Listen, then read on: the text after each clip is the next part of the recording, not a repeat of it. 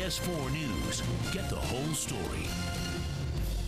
This has become a symbol of the death penalty in America, the place where prisoners sentenced to die take their last breaths. Bill, this evening, how one of the state's top leaders wants to end capital punishment to help solve crimes.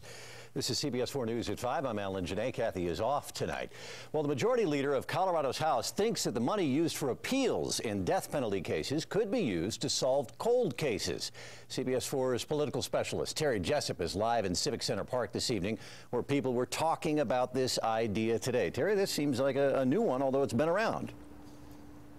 Alan, this bill was defeated last session. It comes up again for consideration tomorrow morning. Supporters are fond of saying it trades vengeance for justice, but opponents say there will only be vigilante justice if the ultimate punishment for murder is taken out of the government's hands. Without justice, there's going to be murderers on the streets. Donna Zuniga believes someone got away with murdering her sister.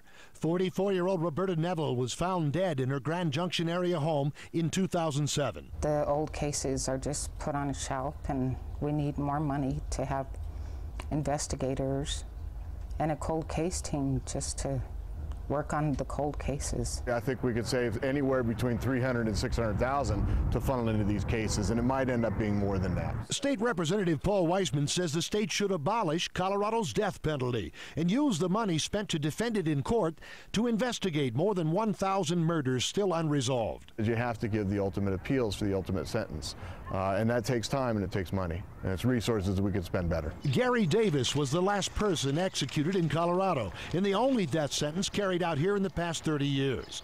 But Colorado's Attorney General says it is critical to keep capital punishment on the books. A growing problem we've been having throughout the country and Colorado is people who are pending murder cases, facing life in prison, who premeditatively kill the witnesses against them.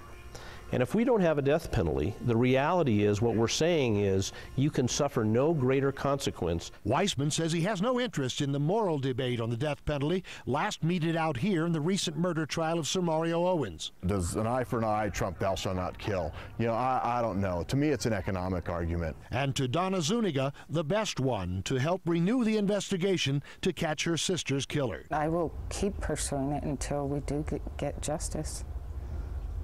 I will never stop.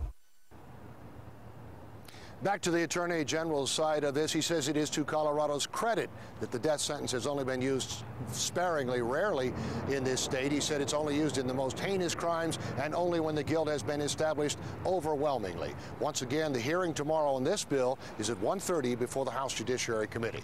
We're live at the Capitol. Terry Jessup, CBS4 News. All right, Terry, thanks very much. By the way, those unsolved murders are all over the state. There are unsolved cases in 110 of the state's police and sheriff's departments.